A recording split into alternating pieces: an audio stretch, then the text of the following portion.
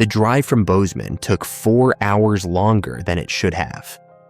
Snow came early that October, and by the time I reached the north entrance at Gardner, my wipers were fighting a losing battle against the accumulation. The arch loomed gray in my headlights, Roosevelt's words obscured by ice. I'd seen photos before, during the application process, but seeing it in person felt different, final somehow. The ranger station sat just past the entrance, a squat building with sodium lights bleeding yellow through the storm. I parked in the spot marked Night Patrol. Authorized only, and killed the engine. My phone showed no signal. That matched what Hendricks had said during my phone interview. Cell coverage is spotty in the park. Radio is your lifeline out here. You'll learn to love Channel 4. Hendricks was waiting inside. He was older than his voice suggested, mid-60s probably, with a white mustache that covered his upper lip entirely. He didn't shake my hand, just nodded at the chair across from his desk and slid a manila folder toward me. Matthew Vance, he said. Former Missoula PD, 4 years. Discharged after the Ryland incident. No charges filed. That's right. I don't care what happened in Missoula. That's not why I'm telling you. He tapped the folder. I'm telling you because I ran your background. I know you can follow protocol. I know you understand chain of command. That matters here more than you think. I waited. The day shift patrols are standard. Wildlife management, tourist assistance, road checks. You applied for night patrol. That's a different job. He opened a drawer and produced a laminated card, worn at the edges. This is your assignment sheet. Routes, timing windows, radio frequencies, cabin locations. Memorize it by tomorrow night.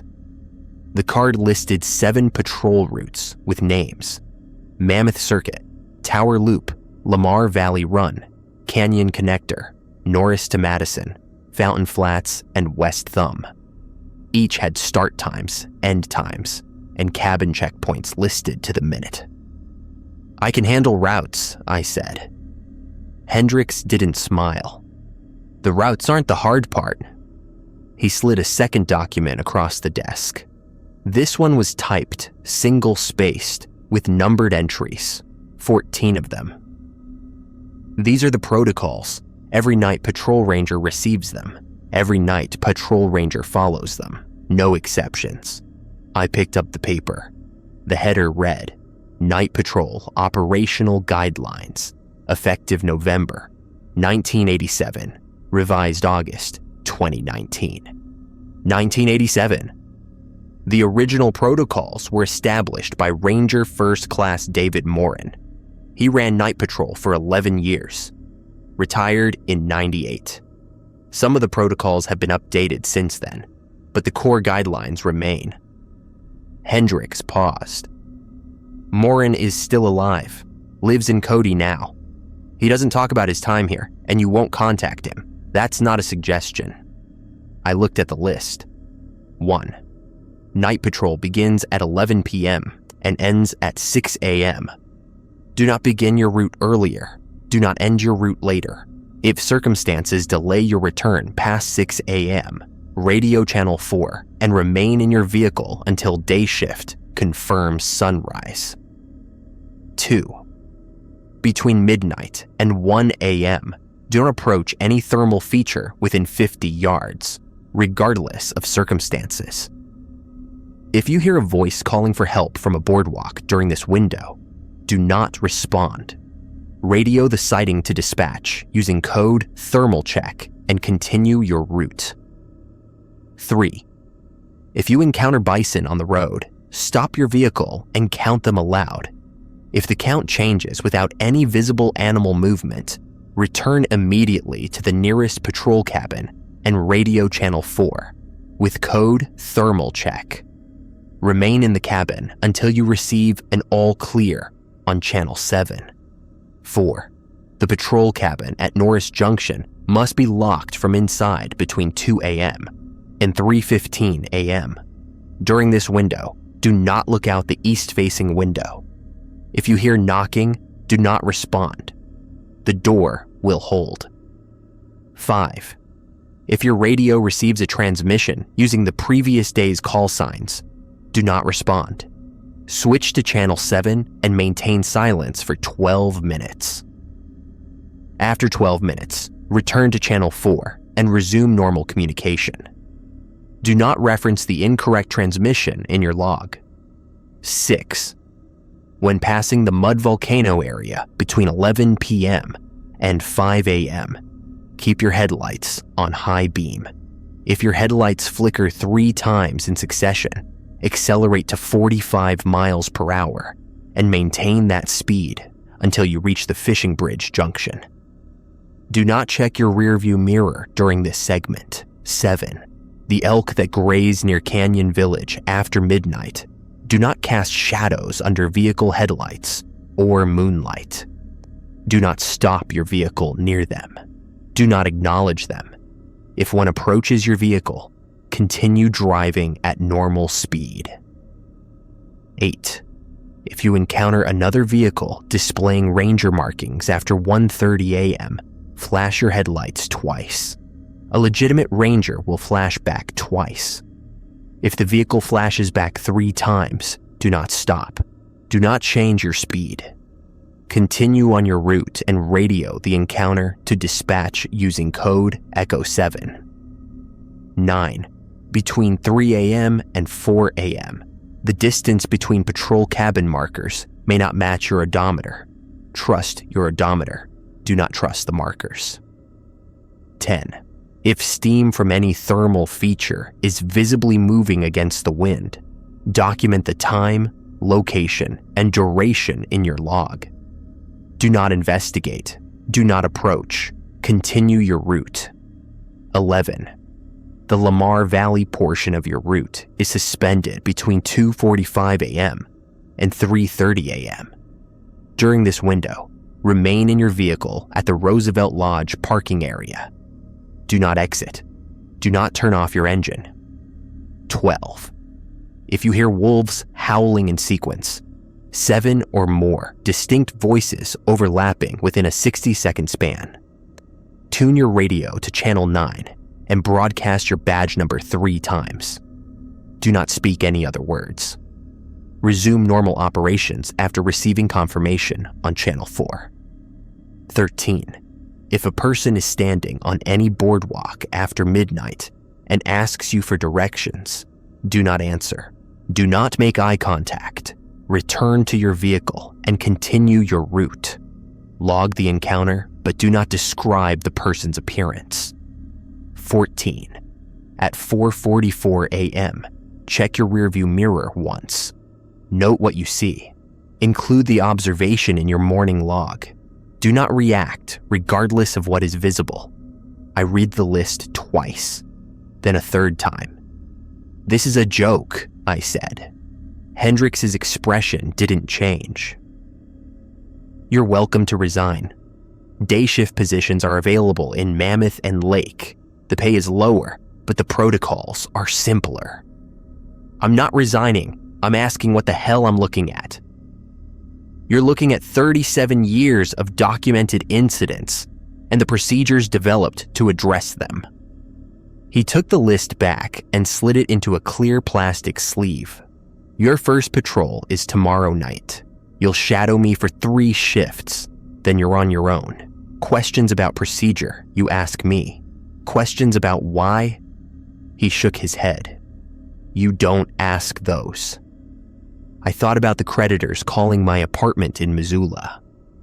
I thought about the severance that ran out in August. I thought about the way Chief Patterson had looked at me when he handed me the separation paperwork, like I was already a ghost. Okay, I said. Hendrix handed me a set of keys on a steel ring. Cabin 6 behind the station. Bed, hot plate, and a radio that stays on channel 4 from dusk to dawn. You'll find your uniform in the closet. Patrol vehicle is the white Suburban in lot C. Tanks full. Don't let it drop below half. What's the pay? $3,200 a month, plus lodging. Checks are direct deposit, 1st and 15th. He stood. Get some sleep, Vance. You'll need it. I didn't sleep. I lay on the narrow bed in cabin 6 and listened to the wind outside and read the protocols again by flashlight. At some point, the snow stopped. At some point, I heard footsteps on the gravel path outside, slow and deliberate, circling the cabin twice before fading. I told myself it was Hendricks checking on me. I didn't check. The radio on the nightstand crackled at 4:17 a.m. A woman's voice, clear and calm. Night Patrol, this is dispatch. Radio check, channel 4. I picked up the handset. Dispatch, this is Vance. Receiving you clear. Copy that. Welcome to Yellowstone. The line went silent. I didn't sleep again. The next night, Hendricks drove.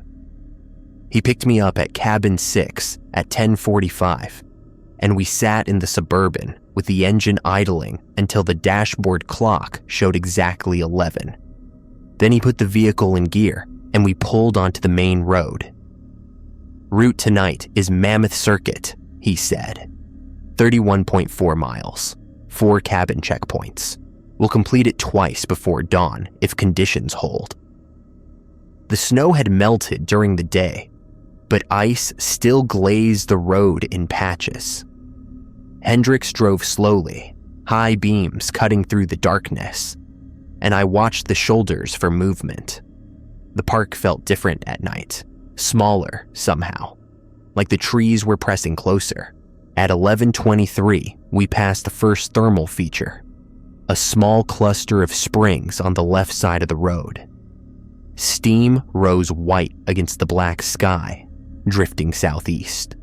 Hendricks didn't slow. Protocol 2, he said. We're outside the midnight window, so approach is permitted, but notice the steam direction. Wind's coming from the southeast. Steam's moving with it. That's normal. And if it wasn't? Then you log it and keep driving. Protocol 10. We reached the first cabin checkpoint at 11:41. A wooden structure, maybe 20 by 15 feet, with a green roof and a single window facing the road. Hendricks parked, left the engine running, and unlocked the door. Inside, a desk, a chair, a cot, a radio, and a laminated checklist pinned to the wall. Every checkpoint, you complete the checklist, Hendricks said. Radio confirmation, timestamp, supplies inventory, exterior visual inspection. The inspection is important. You're looking for anything that doesn't match your last visit. Like what? He pointed at a row of marks on the doorframe. Tape lines. I put fresh ones down every 72 hours. If the lines have moved or been disturbed, you report it. Code marker shift. I looked at the tape. 3 strips of masking tape, parallel, each about 1 inch long. They looked undisturbed. Has that happened? The tape moving? Hendricks didn't answer. He completed the checklist, locked the cabin, and we returned to the Suburban. At 11:58, we were approaching the junction where the Mammoth Circuit crossed the Tower Loop. Hendricks slowed. 2 minutes to midnight, he said. We'll hold here. We sat in the idling vehicle. The heater hummed. Outside, nothing moved. At midnight exactly, Hendricks pointed through the windshield. There. I looked. About 80 yards ahead, where the road curved left toward Tower Fall, something stood on the pavement. It was too far away to see clearly, but the shape was wrong. Taller than a person, thinner, with limbs that didn't bend at the right angles. What is that? Don't know. Don't need to know. Hendricks put the Suburban in reverse and backed up 50 yards. We're within 50 of the Tower Boardwalk, and there's a thermal feature adjacent. Protocol 2. We wait. For how long? Until 1 a.m. Then we continue. We sat in silence. The shape didn't move. It didn't shift or sway. It just stood there, facing us, for 60 minutes. At 12:59, Hendricks shifted into drive. Watch. At exactly 1 a.m., the shape was gone.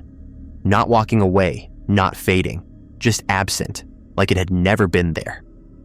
You get used to it, Hendricks said. He accelerated through the junction without slowing.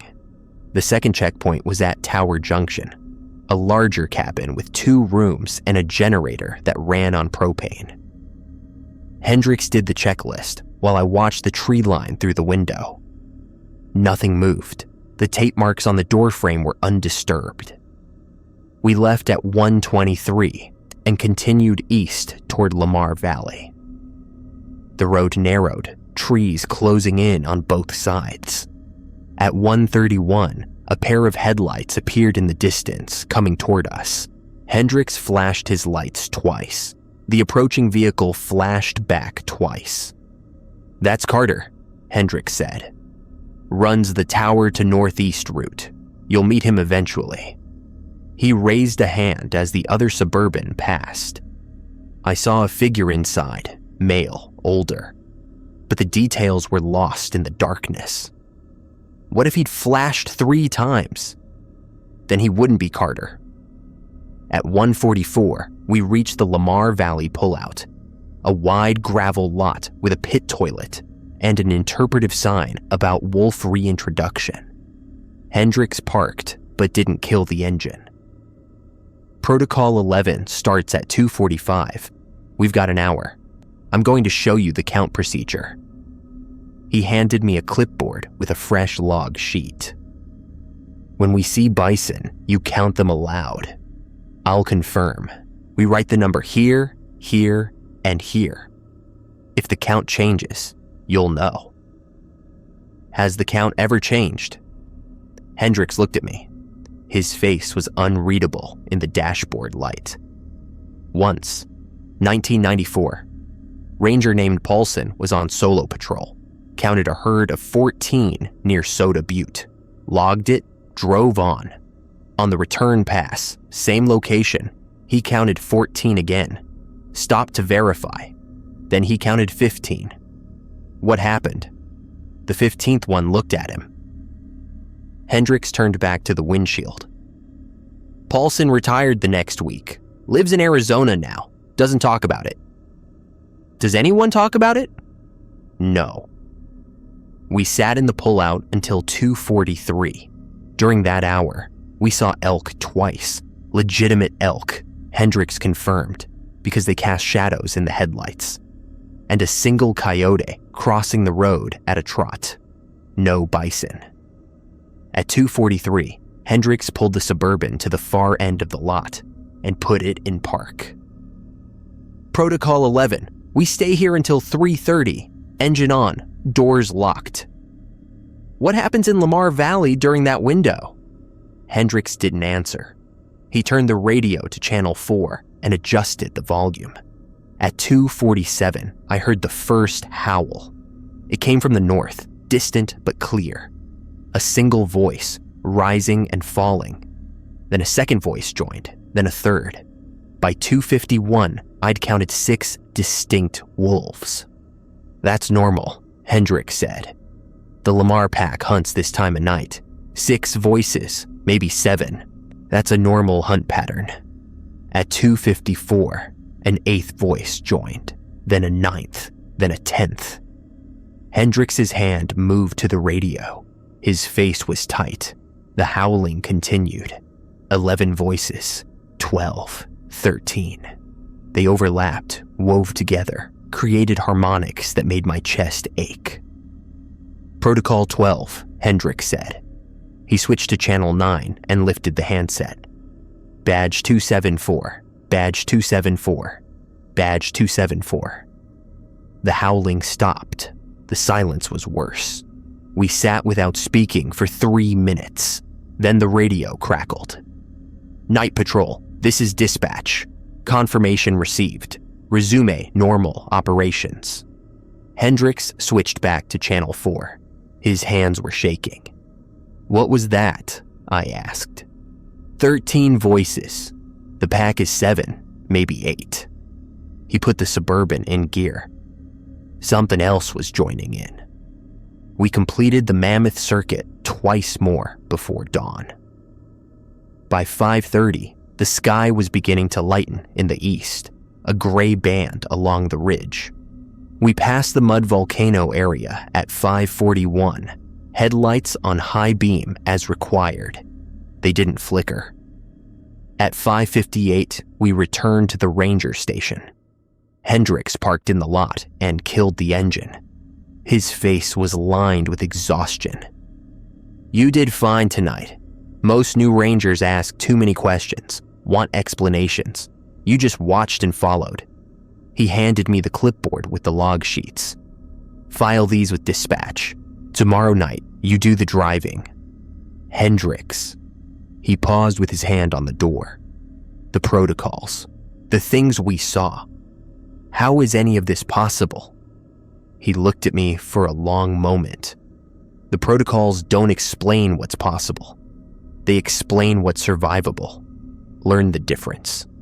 He got out of the Suburban and walked into the station. I sat alone in the parking lot and watched the sun come up over the mountains. My hands were steady. I told myself that meant something.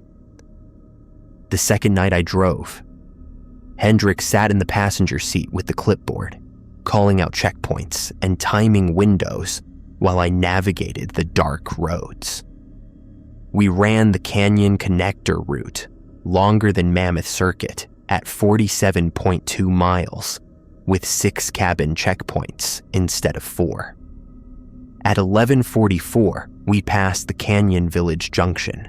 A small herd of elk stood in the meadow to our right, maybe 200 yards from the road. I counted 8.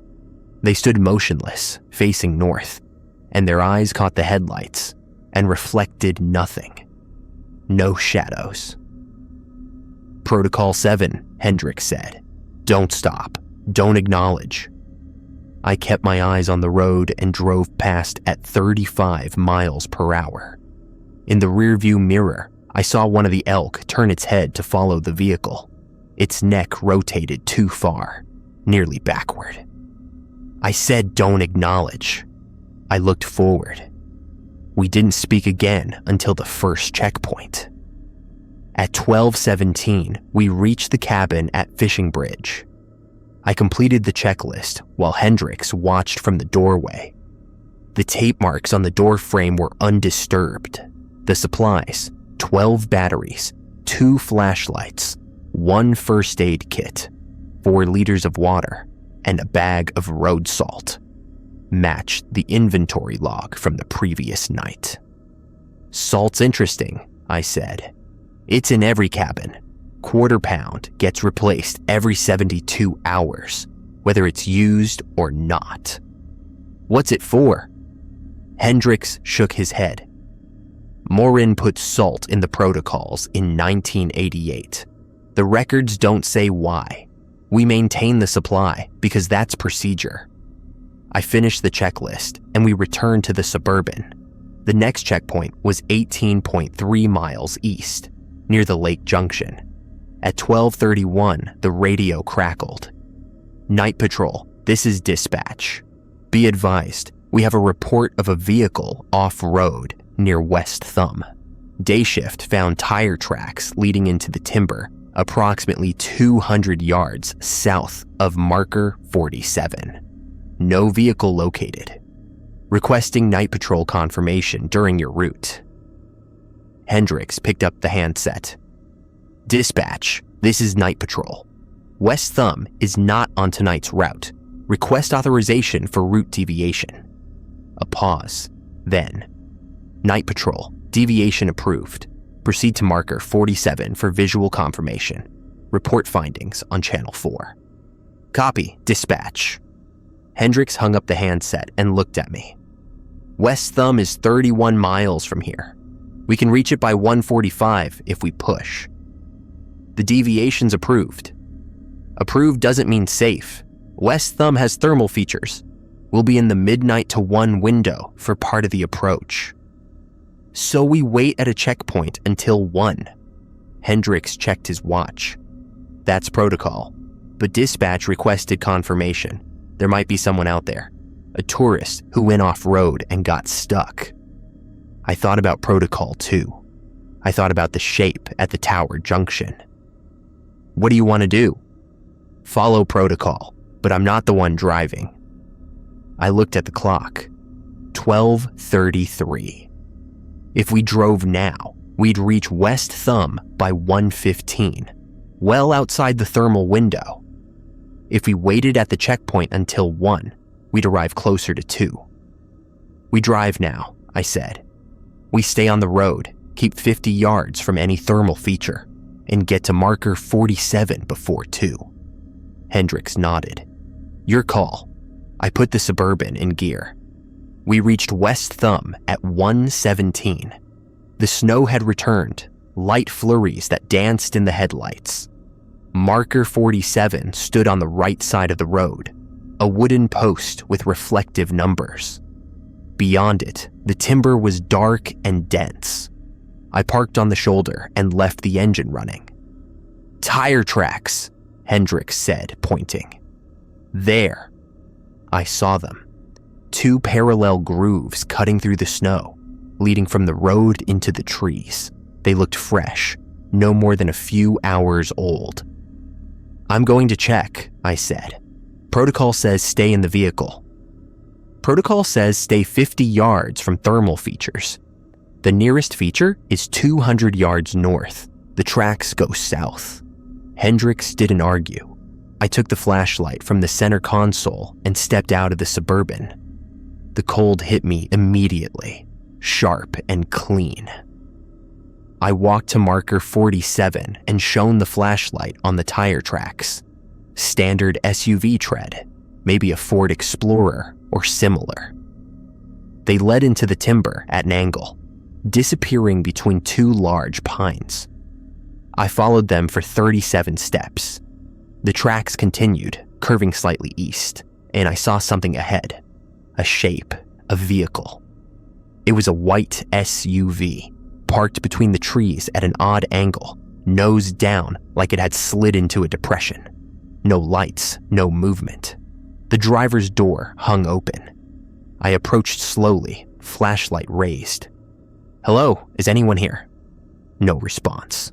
I reached the vehicle and looked inside. Empty. Keys in the ignition. Engine off. A map of the park sat on the passenger seat, unfolded, with a route traced in red ink. The route went from Old Faithful to West Thumb to Lake Junction. A tourist route. A day route. I checked the back seat. A cooler, a backpack, a woman's jacket. No blood, no signs of struggle. Just abandoned. I walked around the vehicle. The tracks continued past it, footprints now instead of tire marks, leading deeper into the timber. 1 set, small, probably female, heading east, toward the thermal features. I stopped. Protocol 2, 50 yards. Hendricks, I called. I found the vehicle, empty, footprints leading east. His voice came from the road, distant but clear. How far east? I shone the flashlight. The footprints disappeared into the darkness, maybe 40 yards ahead. Beyond that, I could see steam rising. The thermal area. Too far, I said. I returned to the Suburban and radioed dispatch. Dispatch, this is Night Patrol. Vehicle located at marker 47. White SUV appears to be a tourist rental.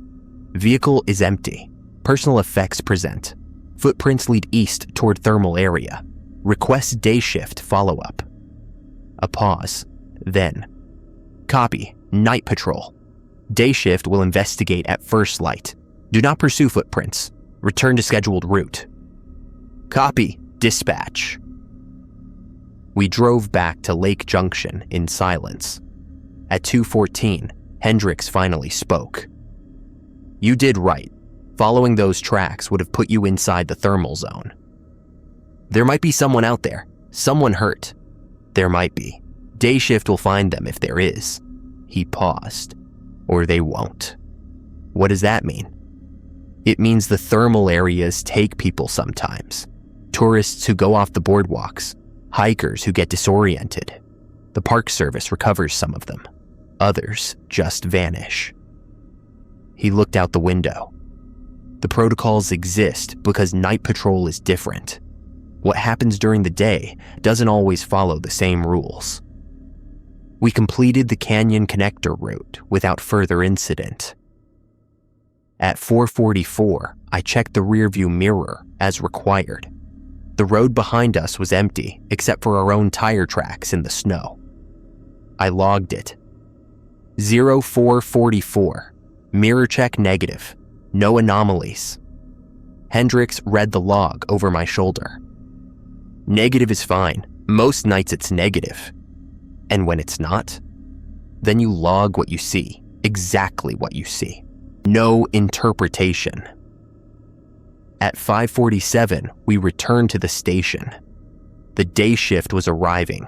3 rangers in green jackets heading into the main building.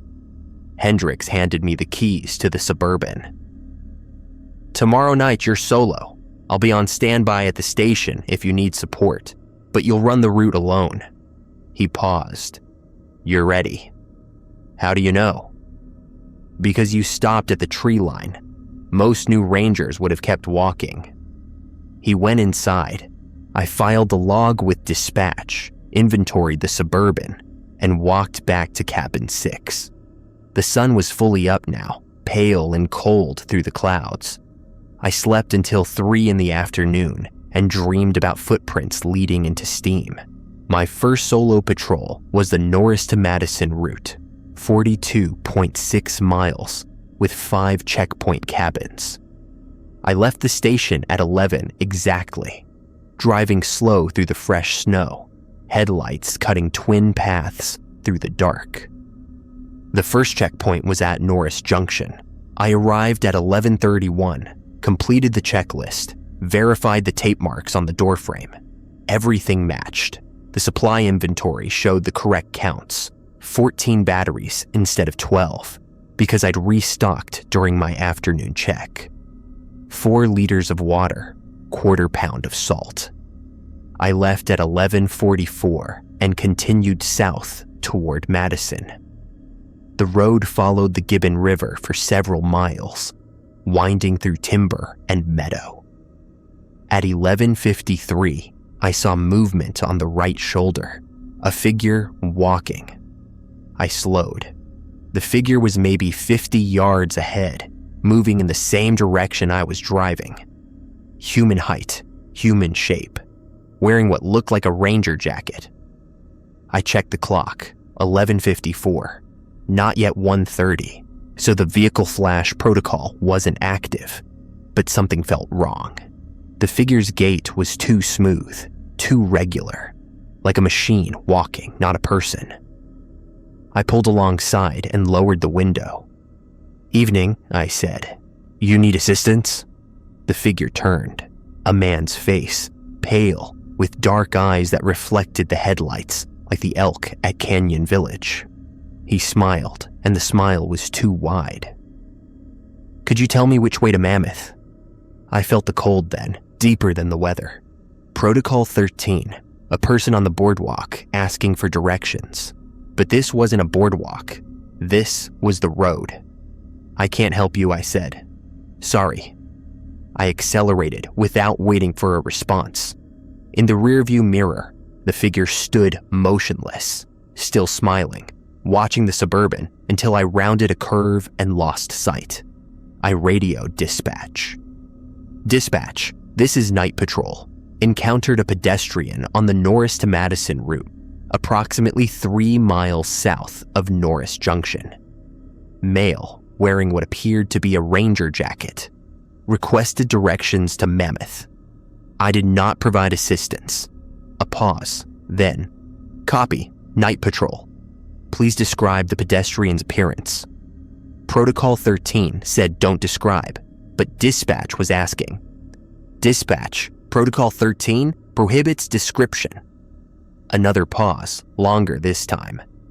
Understood, Night Patrol. Log the encounter. Continue your route. I logged it and continued. The second checkpoint was at Madison Junction, a larger cabin with a backup generator and a radio repeater. I arrived at 12:22 and found the door already unlocked. I stopped on the threshold. The protocol said lock the cabin when leaving. I'd never been to this cabin before, but someone had been here. Someone had left it unlocked. I keyed the radio. Dispatch, this is Night Patrol. Madison cabin door found unlocked on arrival. Requesting guidance. Night Patrol, this is dispatch. Previous patrol confirmed cabin secured at 06:42 this morning. Recommend visual inspection before entry. I shone my flashlight through the doorway. The cabin interior looked normal. Desk, chair, cot, radio. The supplies were on the shelf where they should be. The tape marks on the doorframe were intact. But on the desk, there was a piece of paper that hadn't been there before. I stepped inside, keeping the door open behind me. The paper was handwritten, black ink on white, and the handwriting was shaky. Old. Amendments to Night Patrol. Protocols, effective immediately. The following modifications apply to all active Night Patrol routes until further notice. Amendment A. If any cabin door is found unlocked upon arrival, do not enter until you have circled the structure 3 times clockwise. If you hear any sound from inside during the 3rd circuit, do not enter. Radio code Echo 9 and proceed to the next checkpoint. Amendment B. The pedestrian described in Protocol 13 may now appear on roads as well as boardwalks. The restriction against providing directions remains in effect regardless of location. Additionally, do not accept any object offered by this figure. Amendment C. If your vehicle's heater begins producing a sulfur smell between 1 and 3 a.m., turn off the heater immediately. Open both front windows exactly 2 inches. Maintain this configuration until the smell dissipates, or until you reach a checkpoint cabin, whichever comes first. Amendment D. The tape marks on cabin door frames may now include a 4th strip in addition to the standard 3. If you observe a 4th strip, do not touch it.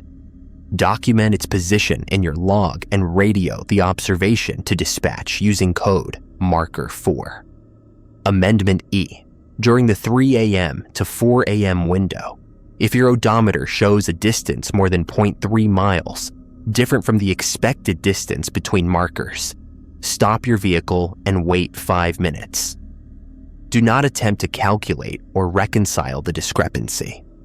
After 5 minutes, continue driving and trust your odometer for the remainder of the shift. Amendment F. If you hear your name spoken by a voice you recognize, a family member, friend, or fellow ranger, do not respond. Do not look for the source. Continue your route and log the incident with code voice 7. I read the amendments 3 times. The paper felt cold, colder than the cabin air. I didn't recognize the handwriting. I folded the paper and put it in my jacket pocket. Then I completed the cabin checklist, verified the supplies, and examined the tape marks on the doorframe. 3 strips, standard configuration. I locked the cabin behind me and returned to the Suburban. At 12:47, the heater began to smell like sulfur. I didn't hesitate.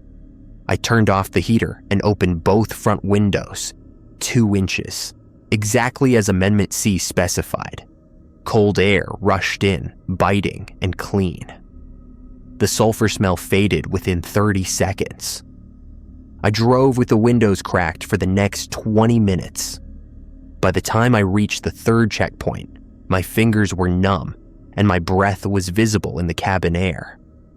but the smell didn't return. I radioed dispatch. Dispatch, this is Night Patrol. Sulfur smell reported from vehicle heater at approximately 0:47 hours. Applied Amendment C protocols. Smell has dissipated. Copy Night Patrol. Amendment application logged. Continue your route.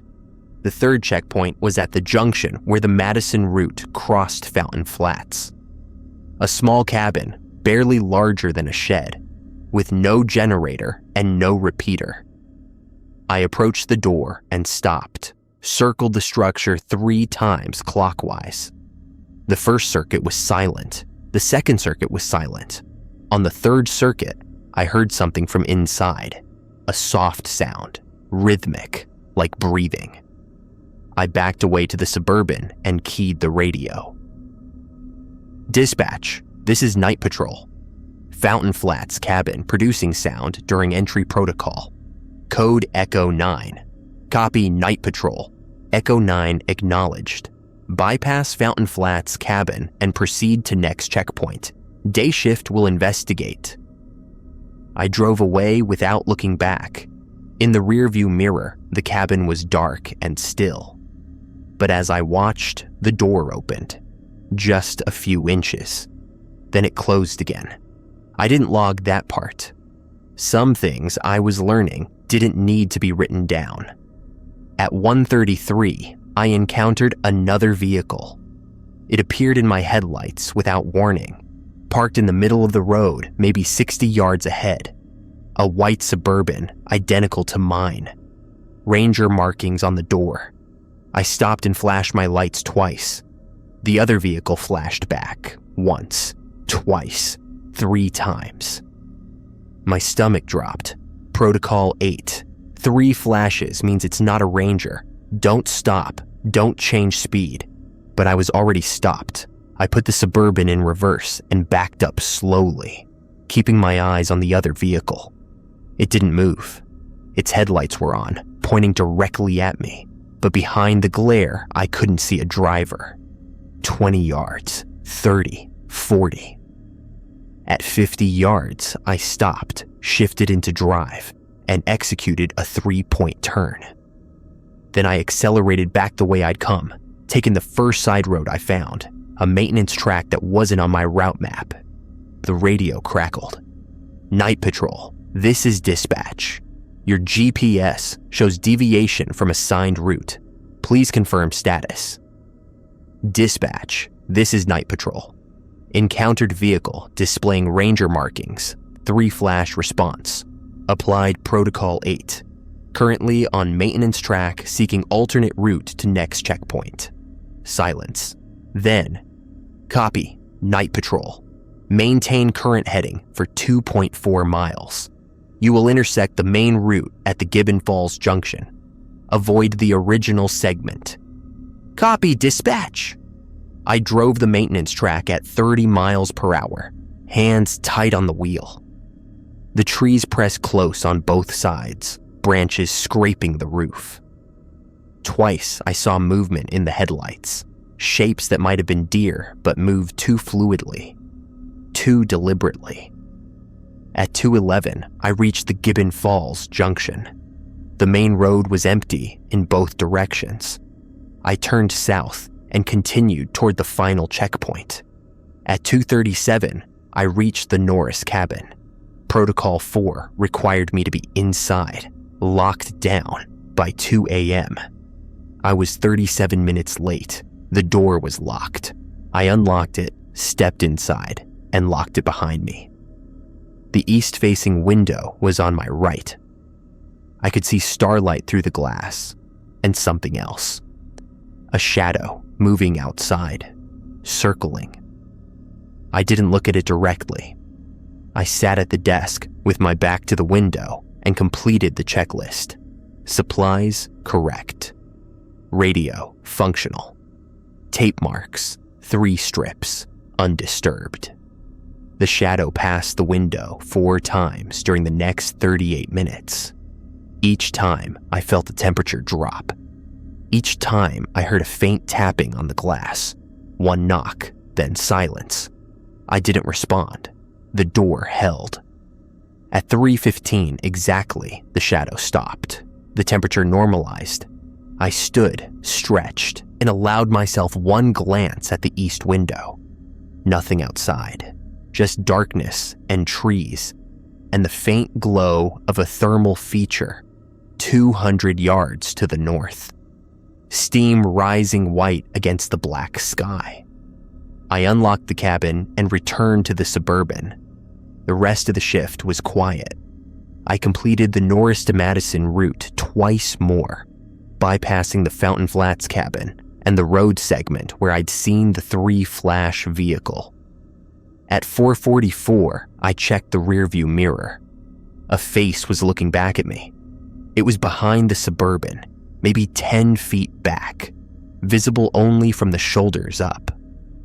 A woman's face, pale, with dark hair and eyes that reflected my taillights. She wasn't walking, she was just there, stationary, keeping pace with my vehicle, as if she were being pulled along by an invisible tether. I logged it. 0444, mirror check. Female figure, visible approximately 10 feet behind vehicle.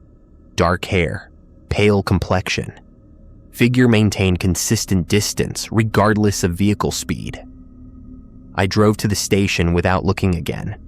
At 6 exactly, I parked, killed the engine, and stepped out. The parking lot was empty. The face was gone. Hendricks was waiting inside with 2 cups of coffee. He read my log in silence, then looked up. The amendments, where did you find them? Madison cabin, on the desk. Describe the handwriting. Shaky, old, black ink. The paper was cold. Hendricks nodded slowly. That's Marin's handwriting. David Marin, the ranger who wrote the original protocols. I thought he retired in '98. He did. Then how? Morin died in 2019. Heart attack, at his home in Cody. Hendricks set down the log. Sometimes his handwriting still appears, when the protocols need updating, when something changes. We don't know how, we don't ask. I thought about the paper in my jacket pocket, the cold feel of it, the precise phrasing. Are the amendments legitimate? They're from Morin. That makes them legitimate. He stood. Get some sleep, Vance. You've got 4 more nights this week. I slept in cabin 6 until 2 in the afternoon.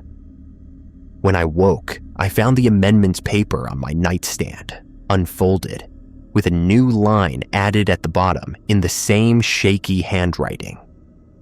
Amendment G. The woman in the mirror will appear 3 more times. After the 4th appearance, she will not appear again. Do not speak to her. Do not invite her forward. Trust the protocols. I showed the addition to Hendricks that evening. He read it without expression. Morin always said the park has patterns, things that repeat, things that cycle. 3 more times, then it's done. He handed the paper back. Keep this with you. The amendments are your responsibility now. Why me? Because you found them. That's how it works. The 3rd night, I ran the Lamar Valley route. This was the longest circuit, 63.8 miles, with 7 checkpoint cabins, and it included the Roosevelt Lodge pullout, where Protocol 11 required me to wait from 2:45 to 3:30. I left the station at 11 and drove east, past Mammoth, past Tower Junction, into the open valley where the road straightened and the horizon stretched dark and infinite under a sky cluttered with stars. No moon tonight, just the distant glow of thermal features to the south and the occasional glint of animal eyes in the headlights. At 11:42, I reached the first checkpoint, everything normal. At 12:17, the second checkpoint, normal. At 12:51, the third. The door was locked. The tape marks showed 3 strips. The supplies were correct. but on the cot in the corner, someone was sleeping. I stopped in the doorway, flashlight raised. The figure was wrapped in a green blanket, facing the wall, motionless except for the slow rise and fall of breathing. "Hello?" No response. I circled to the foot of the cot, keeping my flashlight aimed at the figure's back. The blanket was standard issue, the same type stocked in every cabin. The boots visible at the bottom were ranger boots, size 10, maybe 11. "I'm Ranger Vance, Night Patrol. I need you to identify yourself." The figure stirred, turned. A man's face, mid-30s, with a week's growth of beard and eyes that blinked slowly in the flashlight glare. "What time is it?" 12:53. "Who are you?" The man sat up, rubbing his face. I'm not sure. I was hiking. I got lost. Found this cabin." "When?" "Yesterday, I think. Maybe the day before." He looked around, confused. "What day is it?" I kept the flashlight on him. His clothes were civilian, not ranger issue. Hiking pants, a fleece jacket, trail runners instead of boots. His jacket had a logo I didn't recognize. "Stay where you are. I'm going to radio for assistance." I keyed the handset. "Dispatch, this is Night Patrol. I've got a civilian in checkpoint cabin 3, Lamar Valley route. Male, approximately 35 years old. Claims he was hiking and got lost, requesting guidance." Silence. Then, "Night Patrol, please confirm. Civilian is inside the cabin." Affirmative. "Did you observe the civilian enter the cabin?" Negative. He was inside when I arrived. Another pause, longer this time. "Night Patrol, has the civilian offered you anything? An object, a piece of paper, food, or water?" I looked at the man. He was sitting on the edge of the cot, hands on his knees, watching me with an expression I couldn't read. "Negative, dispatch. No objects offered." "Copy, Night Patrol. Maintain visual contact with the civilian. Do not accept any objects. Do not provide your name if asked. Day shift will arrive at first light for extraction. Can you remain at the cabin until 0600 hours?" I checked my watch. That was 5 hours from now.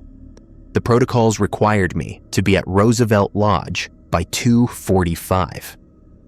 "Dispatch, Protocol 11 requires Lamar Valley suspension starting at 2:45. Cabin 3 is in the suspension zone." "Understood, Night Patrol. Protocol 11 is hereby modified for tonight only. Remain at Cabin 3 with the civilian. Lock the door at 2:45 and do not open it until 3:30. The civilian is to remain inside with you. Radio check every 30 minutes on Channel 4. Confirm." "Confirmed, dispatch." I lowered the radio and looked at the man. "You heard that?" He nodded slowly. "I heard. What's Protocol 11? "It's the part where you don't ask questions." I checked the windows, verified the door lock, and sat in the chair across from the cot. The man lay back down, but didn't close his eyes. We watched each other in the dim light of my flashlight. "You're a ranger," he said. "Night Patrol." "That's right." "Is that why you're not surprised that I'm here in a cabin in the middle of nowhere with no memory of how I got here?" "I'm surprised. I'm just not allowed to show it."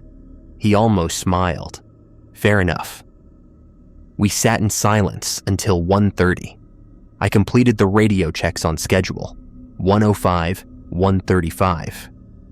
The civilian remained on the cot, motionless but awake, his eyes reflecting the dim light whenever I glanced his direction. At 2:15, he spoke again. "Can I ask you something?" "You can ask." "The protocols, the rules you follow, what are they protecting you from?" I thought about how to answer. The protocols don't explain what we're being protected from. They explain how to survive. That's not an answer. It's the only answer I have. At 2:43, I stood and checked the door lock. Confirmed secure. Protocol 11 starts in 2 minutes, I said. Between now and 3:30, neither of us opens that door for any reason. We don't look out the windows. We don't respond to any sounds from outside. Understood? The civilian nodded. What's out there? I don't know. I've never looked. At 2:45 exactly, I turned off my flashlight. The cabin went dark. For the first few minutes, nothing happened. I sat in the chair, eyes adjusted to the darkness, listening to the civilians breathing from the cot. The walls creaked in the wind. Ice ticked against the windows. Then the howling started. It came from the north, the same direction as before. One voice, then 2, then 5. The Lamar pack, normal hunting pattern. 6 voices, 7, 8. The civilian shifted on the cot. Wolves? Don't speak. 9 voices, 10, 11. I reached for my radio. Protocol 12. 7 or more voices in sequence. 12, 13, 14. I switched to channel 9 and keyed the handset. Badge 317, badge 317, badge 317. The howling stopped. We sat in the darkness, waiting. Outside, I heard footsteps, something walking, slow and heavy, circling the cabin. The footsteps didn't match any animal I knew. Too rhythmic, too deliberate. The civilian's breathing quickened. I heard the cot creak as he sat up. Don't move, I whispered. Don't make a sound. The footsteps circled once, twice, 3 times. On the 4th circuit, they stopped outside the east window.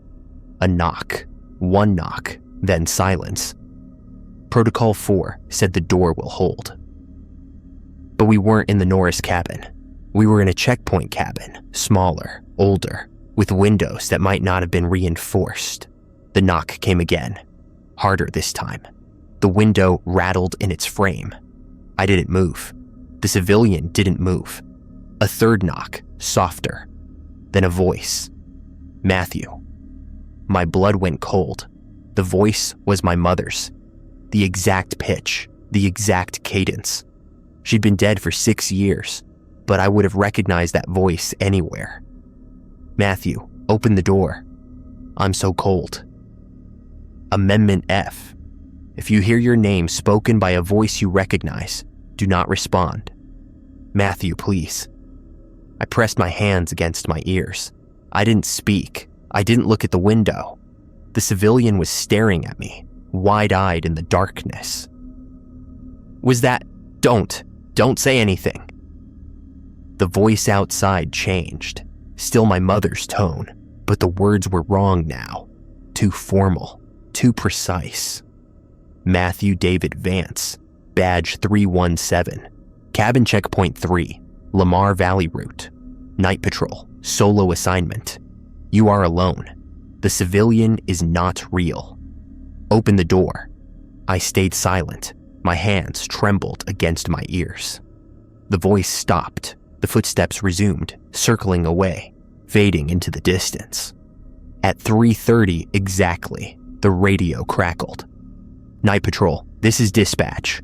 Protocol 11 window closed. Confirm status. I lowered my hands and picked up the handset. Dispatch, this is Night Patrol. Status nominal. Audio anomaly reported during Protocol 11 window. Applying code, Voice 7. Copy, Night Patrol. Voice 7 logged. Continue your route. I turned on my flashlight. The civilian was sitting on the edge of the cot, pale and shaking. That voice, he said. It called you by name. Your full name. I know. How did it know? I didn't have an answer. I unlocked the cabin door and stepped outside, flashlight sweeping the perimeter. No tracks in the snow. No sign of what had been circling. The civilian came out behind me, hugging himself against the cold. I want to leave. Day shift will extract you at sunrise. I want to leave now." I looked at him. In the starlight, his face seemed different somehow. Thinner, paler. "You can ride with me to the next checkpoint. From there, we'll wait for day shift together." He nodded. We walked to the Suburban. I drove with the civilian in the passenger seat, silent except for the hum of the heater and the crunch of tires on snow. The fourth checkpoint was 12.6 miles east, and I reached it at 4:03. The door was locked. The tape marks showed 3 strips. The supplies were correct. The civilian stayed in the Suburban while I completed the checklist. When I returned, he was staring out the windshield at something I couldn't see. "There's something wrong with me," he said. "What do you mean?" "I told you I don't remember how I got to that cabin, but that's not exactly true. I remember walking, I remember being lost, and I remember being found." He turned to look at me. "Something found me out in the valley. I don't remember what, but I remember being afraid."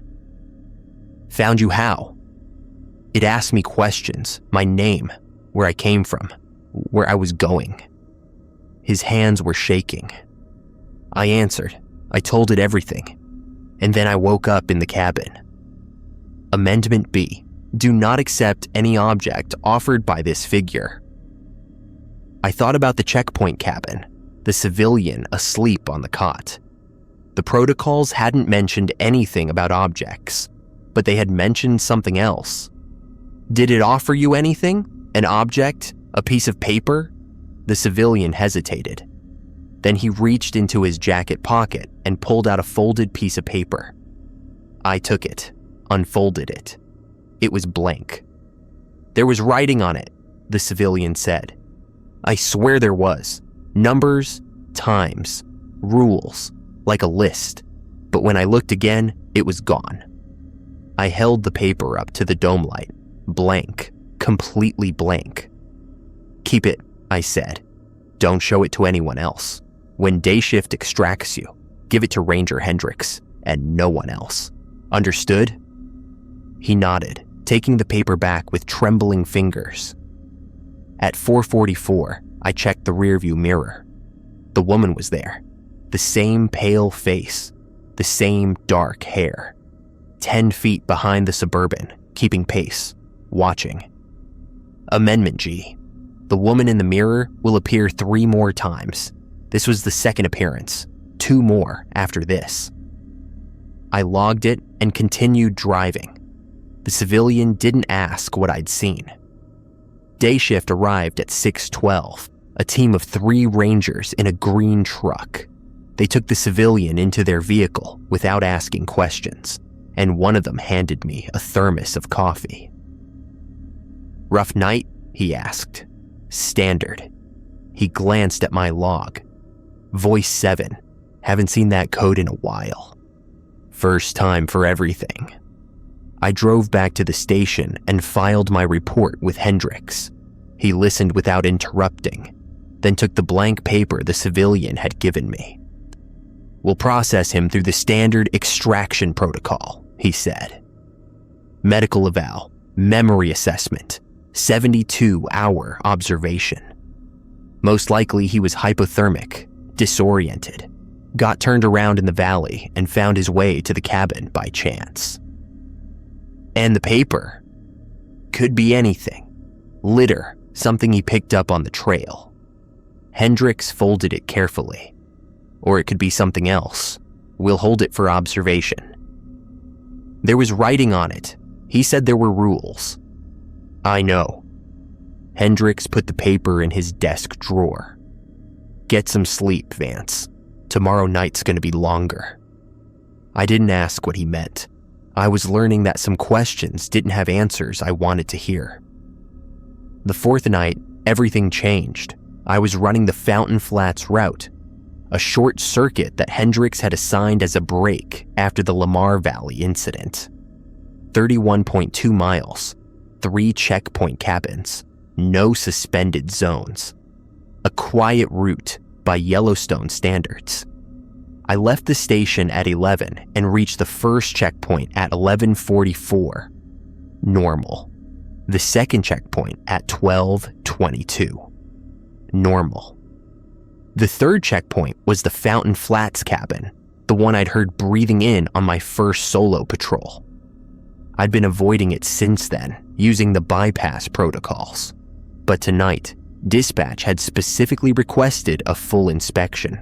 I parked the Suburban 50 yards from the cabin and sat for a moment, watching. The door was closed, no lights inside, no movement. I circled the structure 3 times clockwise. First circuit, silent. Second circuit, silent. Third circuit, silent. No sounds, no breathing. I unlocked the door and stepped inside. The cabin was empty. Desk, chair, cot, radio. Supplies on the shelf, matching the inventory log. Tape marks on the doorframe. 3 strips. But something was different.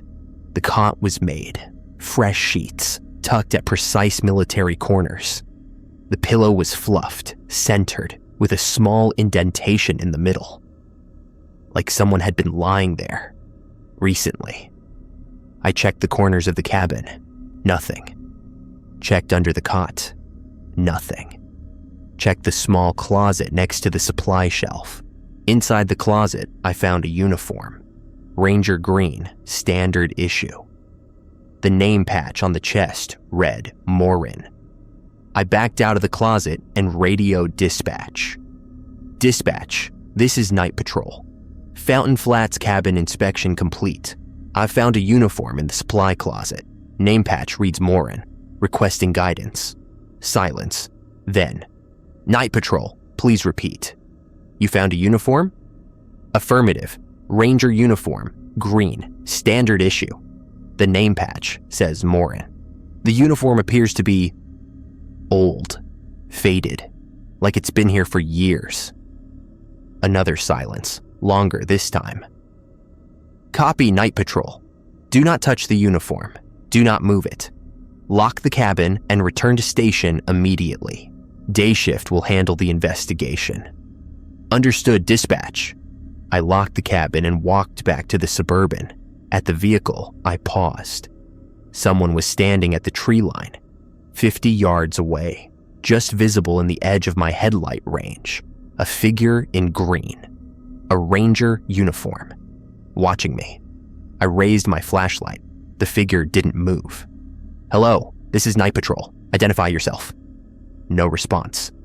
The figure stood motionless, arms at its sides, facing me directly. I took a step toward it, then stopped. The figure's posture was wrong. Its shoulders were uneven, one higher than the other, like a marionette with tangled strings. Its head tilted at an angle that a human neck couldn't support.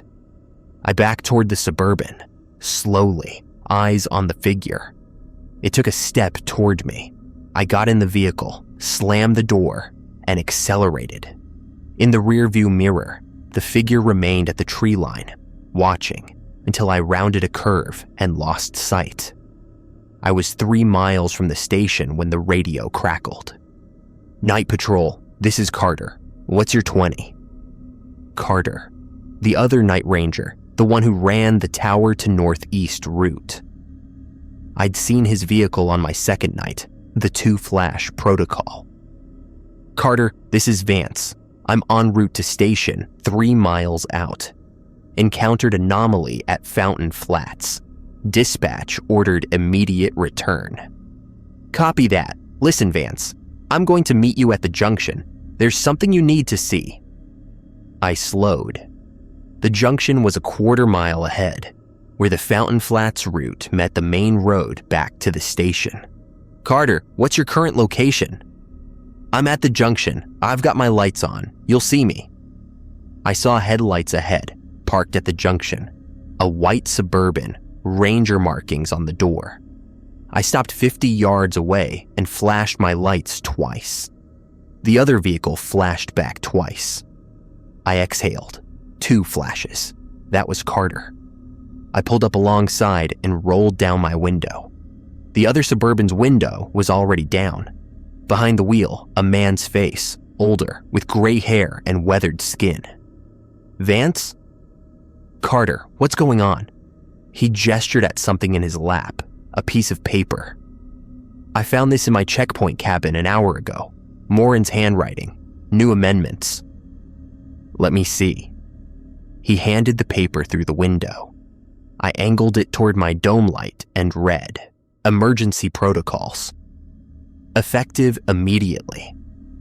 The following procedures are mandatory during any night shift where 3 or more of the standard protocols have been violated or compromised. Emergency Protocol 1. If multiple anomalies occur within a single shift, night patrol personnel must convoy to the nearest hardened structure. The Norris Station is the designated shelter. Both rangers must remain inside until receiving all clear on Channel 4. Emergency Protocol 2. During convoy travel, maintain visual contact with the other vehicle at all times. If visual contact is lost for more than 30 seconds, stop your vehicle and radio Channel 9. Do not proceed until contact is re-established. Emergency Protocol 3. If the hardened structure shows signs of breach upon arrival, unlocked door, disturbed tape marks, supplies missing, do not enter. Radio code Echo 9 and proceed to secondary shelter at Old Faithful Station, 23.4 miles south. Emergency Protocol 4. Inside the hardened structure, complete a full inventory check every 20 minutes. If any supply count changes, document the change and radio immediately. Do not leave the structure to investigate. Emergency Protocol 5. At 4:44 a.m., both rangers must check their rearview mirrors simultaneously. Compare observations verbally before logging. If observations differ, remain in the structure until day shift confirms extraction. I looked up from the paper. 3 or more violations. What's happened tonight? Carter's face was grave. The voice you heard in the Lamar cabin. That was a violation of Amendment F. The figure at Fountain Flats. That's a violation of Protocol 13. And I had something on my route 2 hours ago. What? A vehicle. 3 flash response. I tried to bypass, but it followed me. Stayed exactly 50 yards behind for 8 miles. Protocol 8. 3 violations. Emergency protocols, I said. We convoy to Norris. Carter nodded. Follow me. Stay close. We drove in convoy, his Suburban ahead, mine behind, maintaining 30 yards separation.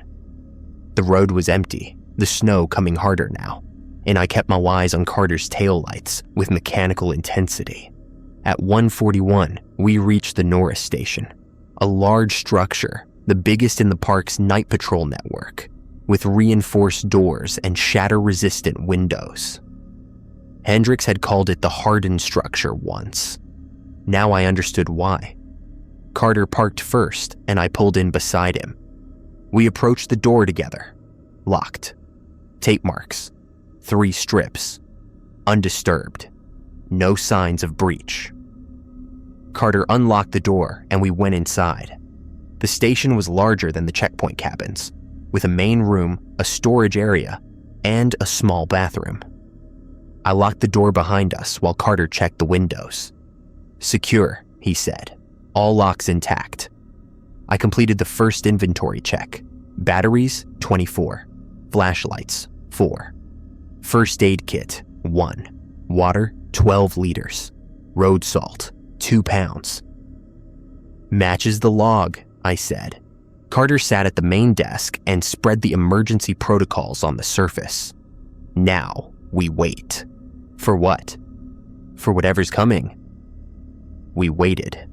Carter ran the radio checks every 30 minutes, Channel 4, and I handled the inventory checks every 20. The numbers stayed consistent. The locks stayed secure. At 2:23, the radio crackled. Night Patrol, this is dispatch. Be advised, We have lost telemetry on Ranger Hendricks. Last confirmed position was the Madison cabin, 1:19 a.m., requesting status confirmation from Night Patrol. I keyed the handset. Dispatch, this is Vance. Carter and I are at Norris Station per emergency protocols. We have not had contact with Hendricks tonight. Copy, Vance. Search team en route to Madison cabin.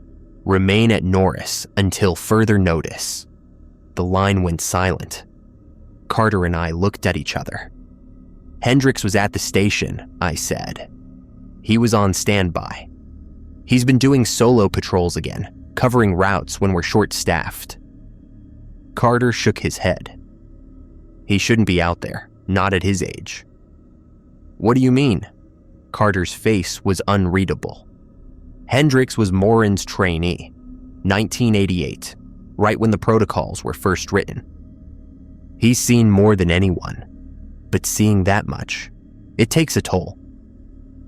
I thought about Hendricks, his quiet certainty, his precise instructions. He seemed fine to me. They all seem fine, until they don't. At 2:57, the power went out. The lights died. The heater fell silent. The hum of electronics vanished, leaving only the sound of our breathing and the wind outside. Emergency Protocol 4. Complete a full inventory check. I turned on my flashlight and moved to the supply shelf. Batteries, 24. Flashlights, 4. First aid kit, 1. Water, 12 liters. Road salt, 2 pounds. No change, I called. Carter, what about... I turned around. Carter was gone. The main room was empty. The chair at the desk where he'd been sitting was pushed back, as if he'd stood quickly. But the door was still locked. The windows were still sealed. Carter? No response. I checked the storage area. Empty. The bathroom. Empty. I was alone. The radio crackled. Vance, help me. Carter's voice, coming from outside. I moved to the window. In the darkness beyond the glass, I could see a figure standing 30 yards from the station. Ranger uniform. Carter's build. Vance, please, something's wrong. Open the door. Amendment F. If you hear your name spoken by a voice you recognize, do not respond. But this was Carter. Carter, who'd been sitting across from me 2 minutes ago. Carter, who'd given me the emergency protocols. Carter, who'd confirmed the 2-flash signal at the junction. 2 flashes. A legitimate ranger would flash back twice. Carter, if that's you, flash your vehicle lights. Silence. The figure didn't move. Flash your lights, Carter. Protocol verification. Nothing. The figure stood motionless, arms at its sides, watching. I backed away from the window, picked up the radio. Dispatch, this is Vance. Emergency. Ranger Carter has disappeared from Norris Station. I am alone. There is a figure outside displaying ranger appearance, but I cannot verify identity. Requesting immediate assistance. Silence. Static. Then a voice that wasn't dispatch. Matthew. My mother's voice. Matthew, open the door. I found Carter. He's hurt. Please. Amendment F. Do not respond. I dropped the radio and covered my ears. The voice continued, muffled but persistent.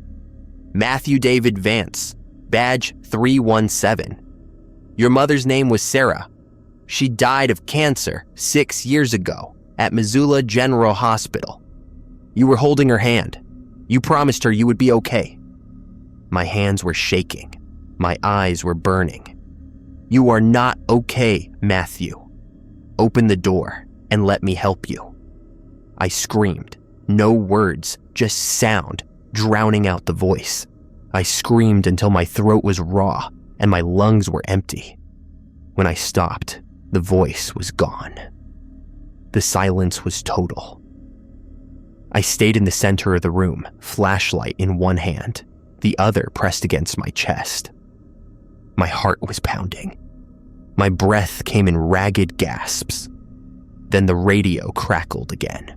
"Night Patrol, this is dispatch. We have re-established contact.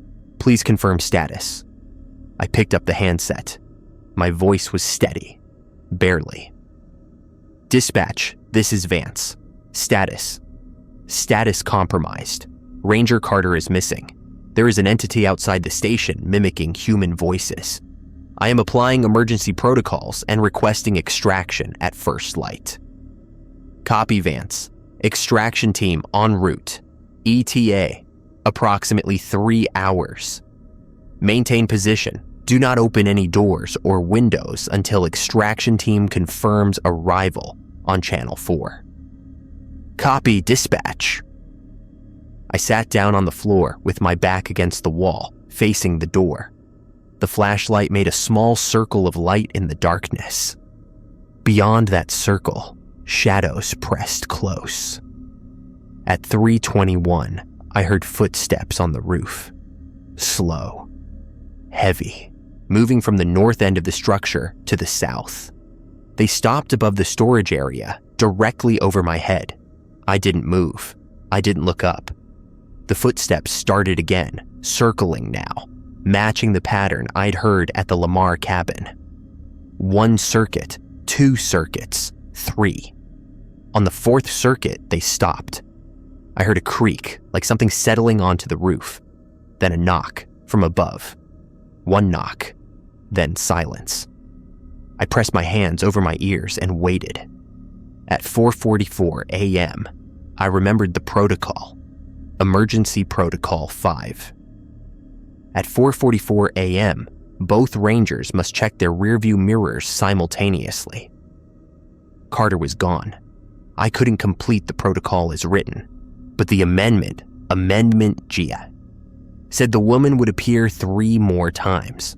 I took out my phone, turned on the camera, and held it up to catch the reflection of the room behind me.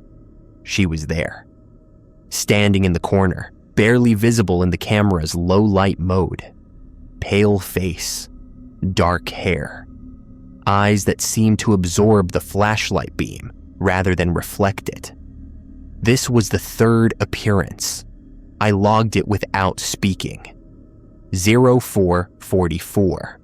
Mirror check. Female figure, visible in southeast corner of main room. 3rd appearance per Amendment G.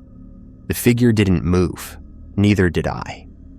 We stayed that way, frozen in a tableau of mutual observation, until the eastern sky began to lighten through the windows. At 6:07, the radio crackled. "Night Patrol, this is Extraction Team. We are approaching Norris Station from the south. Please confirm visual contact." I moved to the window. Headlights approaching. 3 vehicles. I could see ranger markings on the doors. "Extraction Team, this is Vance. I have visual. Please flash your lights for protocol verification." The lead vehicle flashed twice. I exhaled. Confirmed. Unlocking north door. I opened the door. Cold air rushed in, clean and sharp. The extraction team pulled into the lot, and 4 rangers stepped out with flashlights and equipment. "Vance?" I nodded. "Carter's missing. He was inside with me, then he was gone. There's a figure outside that mimicked his voice, and something on the roof." The lead ranger, a woman with short gray hair and a name patch that read Ortiz, nodded without changing expression. "We'll search the area. You're coming with us back to station. Hendricks wants a full debrief." "Hendricks is alive. He's at the station. We found him at Madison cabin, unconscious but stable. Exposure and disorientation. He doesn't remember anything after midnight." They loaded me into the 3rd vehicle, and we drove back to the station in convoy. I kept my eyes forward, watching the road, not looking at the rearview mirror. At 6:41, we reached the station. Hendricks was waiting outside, a blanket over his shoulders, a thermos of coffee in his hands. He looked 10 years older than he had 2 nights ago. "Vance," his voice was hoarse. "Come inside." We sat in his office alone. He closed the door and locked it. "Carter," he said, "tell me exactly what happened." I told him. The convoy, the emergency protocols, the Norris station, the disappearance, the voices, the footsteps on the roof, the woman in the mirror.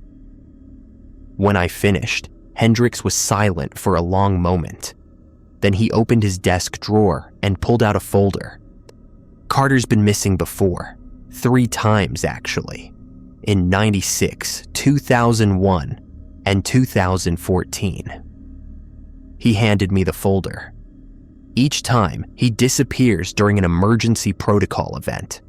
Each time, he reappears at dawn, at a checkpoint cabin with no memory of what happened. I opened the folder. Inside were reports, handwritten logs, photographs. Carter, younger, standing beside a white Suburban.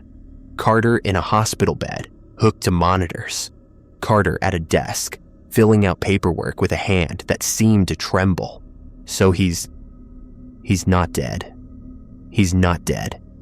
But each time he comes back, something's different. Smaller changes mostly. The way he talks, the way he walks, little things. Hendricks took the folder back. The protocols don't explain what happens to him.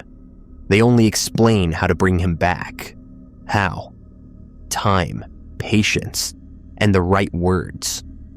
Hendricks leaned forward. "The next time you see Carter, the real Carter, he'll ask you a question. The answer is always the same.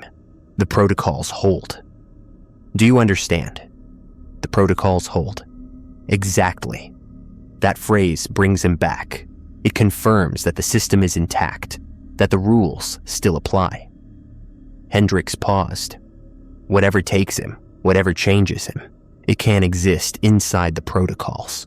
So we give him the protocols, we give him the rules, and he comes back. I thought about the voice in the Lamar cabin, the figure at the tree line, the woman in the mirror. What about the things that don't come back, the things that just take? Hendricks didn't answer for a long time. When he spoke, his voice was soft. Morin used to say that Yellowstone is old, older than the park, older than the country, older than people. He said there are things here that predate humanity by millions of years. Not animals, not spirits, just presences, patterns, forces that don't understand us any more than we understand them. And the protocols? The protocols are a language, a way of communicating with those patterns. When we follow the rules, we're speaking in terms they understand. We're saying, we know you're here. We respect your boundaries. We won't interfere. And when we break the rules, Hendricks smiled, but there was no warmth in it. Then we stop speaking their language, and they stop listening. I stayed at the station for 48 hours, mandatory rest after an emergency protocol event. Hendricks assigned me light duties, inventory checks, supply runs, paperwork. Nothing that required me to leave the building after dark. On the 3rd day, Carter reappeared. He was found at the Fountain Flats cabin at 6:07 a.m., sitting on the cot, hands folded in his lap. His uniform was clean, his boots polished, his expression blank. When the day shift rangers approached him, he looked up and asked a single question. Are the protocols intact? The ranger who found him, a young woman named Delacroix, radioed the station for guidance. Hendricks answered personally. Tell him the protocols hold. Delacroix relayed the message. Carter nodded slowly, stood, and walked to the door. By the time he reached the Suburban, his face had changed. The blankness was gone, replaced by confusion and exhaustion. What happened? He asked. What day is it? I saw Carter later that afternoon in the station break room. He was drinking coffee, staring at the wall, his hands wrapped around the mug like he was afraid it might disappear. Vance. Carter. He looked at me. His eyes were different, deeper somehow. Older. I don't remember anything. Hendricks told me I was gone for 2 days, but I don't remember leaving. I don't remember where I went. The protocols brought you back. I know, but they can't tell me what I saw. He set down the coffee. What do you remember? From that night? I thought about the convoy, the Norris station, the voices, the woman in the mirror. I remember you disappearing. One moment you were there, then you weren't. The door was still locked. The windows were sealed. But you were gone. And then there were voices, things pretending to be people, something on the roof. I paused. And the woman, the one in the mirror. Carter nodded slowly. Morin wrote about her, in his original notes. He said she appears to certain rangers, not all, just some. The ones who see her 3 times, they change. Change how? He never specified, just that they become something different, something that can see the patterns more clearly. Carter's hands tightened on the mug. Have you seen her 3 times? Yes. And the 4th time. I remembered Amendment G.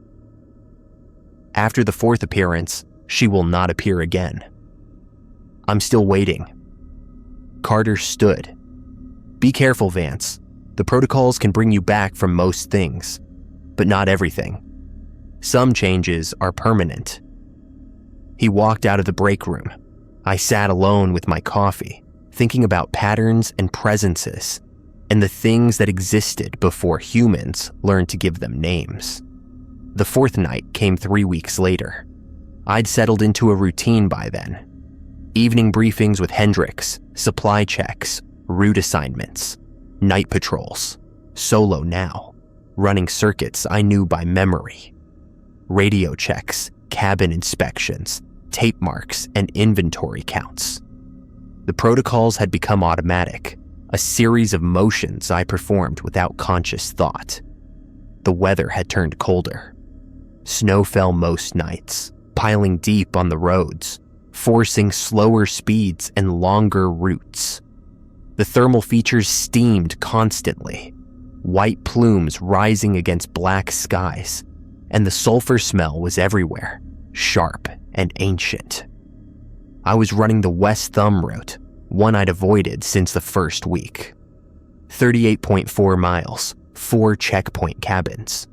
Marker 47, where the tourist vehicle had been found, was near the midpoint. I reached the marker at 12:51. The tire tracks were gone, buried under weeks of new snow, but the trees still looked the same. The same darkness between the trunks, the same feeling of being watched. I slowed the Suburban and shone my spotlight into the timber. Nothing. Just snow and shadows. I continued on. At 1:17, I reached the 3rd checkpoint, a small cabin near the shore of Yellowstone Lake, with a view of the water through the east-facing window. I unlocked the door, circled 3 times clockwise, heard nothing, entered. The cabin was standard. Desk, chair, cot, radio. Supplies on the shelf. Tape marks on the doorframe. 3 strips. But there was something on the desk, a piece of paper folded once, placed exactly in the center. I picked it up and unfolded it. Maureen's handwriting, shaky, faded, but legible. For Matthew Vance, to be read on the 4th appearance. The woman you have seen is not an enemy. She is a marker, a signal that the patterns have recognized you as something different, something that can perceive what others cannot. After the 4th appearance, your perception will change. You will see the shapes that move between thermal features. You will hear the frequencies that human ears normally filter. You will understand the protocols not as rules, but as negotiations, agreements made between our species and forces older than memory. This is not a curse. It is a responsibility. The protocols must be maintained. Someone must watch. Someone must remember. Someone must pass the rules to the next person who can see. That person is now you. Trust the patterns. Trust the protocols. And when the voices speak your name, remember, they are not asking you to open the door. They are asking you to remember that the door exists. The door is the boundary between worlds. The protocols are the lock. Guard them well. D. Morin, written March 1998. Delivered by whatever means necessary. I read the letter 3 times. Then I folded it and put it in my jacket pocket next to the amendments. At 4:44 a.m., I checked my rearview mirror. The woman was there. 4th appearance. Final appearance. She stood in the middle of the road behind the Suburban, maybe 20 feet back. In the taillights, her face was sharper than before, the features more defined. Her eyes were open, watching me with an expression that might have been recognition. I turned in my seat to look directly at her. She was still there, not just in the mirror, real, physical, standing in the snow. Her breath fogged in the cold air. Her hair moved in the wind. She raised one hand, not waving, not beckoning, just holding it up, palm outward, like a greeting or a farewell. I raised my hand in return. She smiled.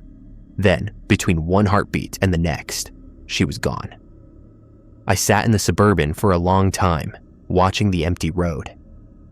The sky was beginning to lighten in the east, gray and pink along the ridge. A new day, a new beginning. I drove back to the station. Hendrix was waiting outside, 2 cups of coffee in his hands. He offered one without speaking, and we stood together watching the sun come up. "You saw her," he said, 4th time. "And now." I thought about Morin's letter, the responsibility, the patterns. "Now I understand why you stay." Hendrix nodded. "Good, then you're ready." He handed me a folder. Inside were blank sheets of paper, a pen, and a template. "What's this?" "The protocols need updating, amendments, clarifications, things you've learned that aren't in the original list." He tapped the folder. "Morin started them. I added to them. Now it's your turn." "I've only been here a month." "Doesn't matter. You see the patterns now. That means you understand things that most rangers never will." He paused. "Write what you know. Trust what you've seen. And when the next one comes, the next ranger who can see, you'll have something to pass along." I took the folder. The paper felt cold in my hands, familiar. "What about you?" Hendrix smiled, the first genuine smile I'd seen from him. "I'm retiring, end of the season. 32 years is long enough." "Where will you go?" "Somewhere warm, somewhere without thermal features." His smile faded. "Somewhere I don't have to check my mirror at 4:44. I understood. The protocols protected you, but they didn't let you forget. Every night patrol, every radio check, every inventory count was a reminder that the boundary existed, that the door was real. "One last thing," Hendrix said. He reached into his pocket and pulled out a small object, a key, brass, worn smooth by decades of handling. "This opens the Morin archive. It's in the basement of the main station, behind the old filing cabinets. Everything he wrote, everything he documented. It's yours now." I took the key. It was warm from his pocket, heavier than it looked. "Thank you." "Don't thank me. Thank Morin." Hendrix turned toward the station. "He's the one who built the door. We just guard the lock." I spent the next 2 weeks writing.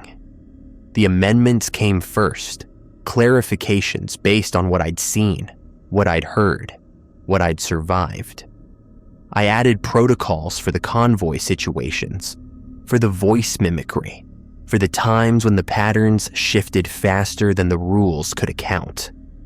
Then I went deeper, into Moran's archive, reading his handwritten notes from 1987 onward, learning the history of what he'd seen, what he'd lost, what he'd given up to build the protocols in the first place.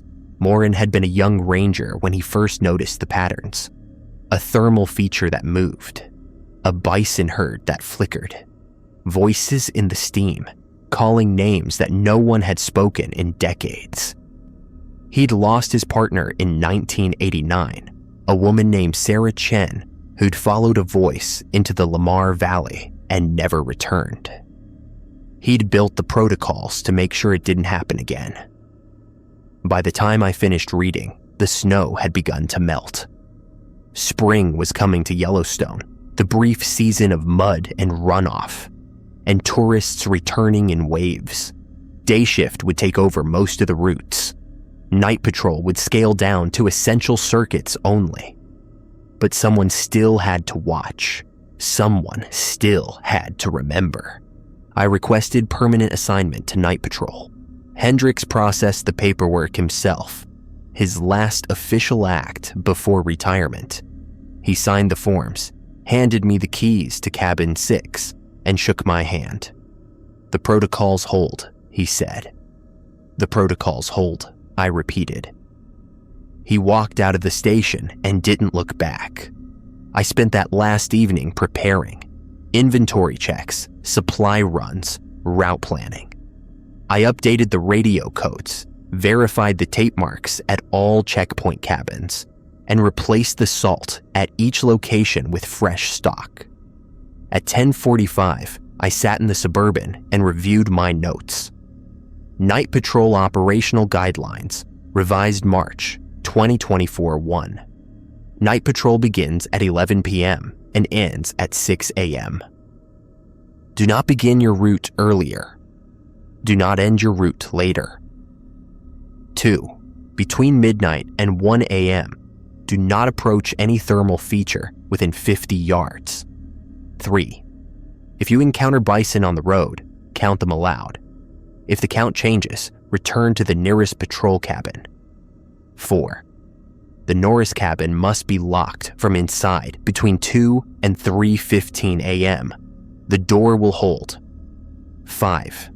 If your radio receives a transmission using yesterday's call signs, switch to channel 7 and maintain silence for 12 minutes. 6. When passing Mud Volcano, keep headlights on high beam. If they flicker 3 times, accelerate to 45 miles per hour. 7.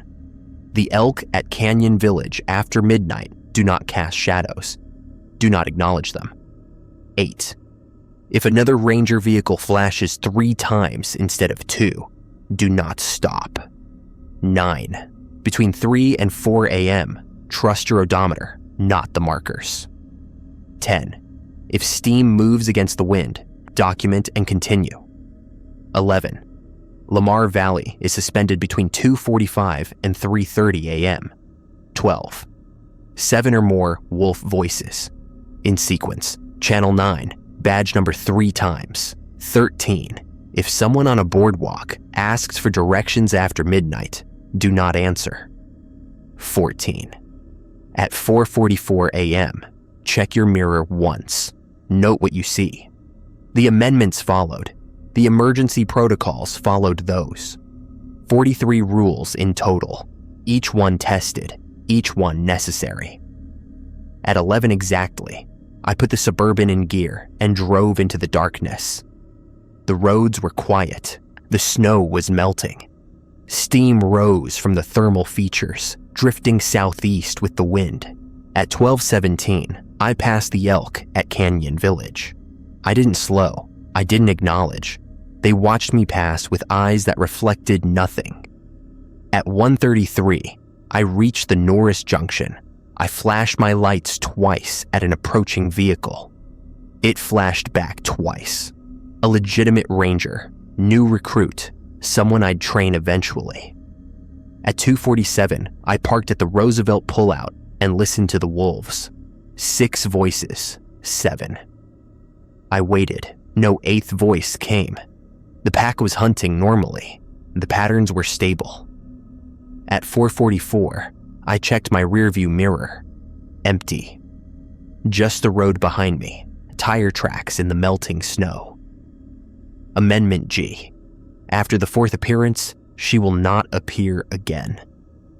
But I didn't need to see her anymore. I could feel the patterns now, humming beneath the surface of the park like a second heartbeat. The thermal features, the wildlife, the boundaries between what was real and what was something else, entirely. I understood what Morin had built, what Hendricks had maintained, what I was now responsible for protecting.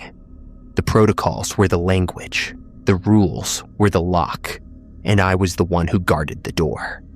I drove back to the station as the sun came up. In my pocket, the amendments waited to be copied and distributed. In my mind, the patterns shifted and settled, finding their new equilibrium. Somewhere in the archive beneath the station, Morin's handwriting appeared on a fresh piece of paper. New words, new instructions, new amendments for threats that hadn't manifested yet. The protocols hold. I filed my log, inventoried the Suburban, and walked back to cabin 6. The morning was cold and bright, and the park was waking up around me. Tourists at the entrance gate, day shift starting their rounds.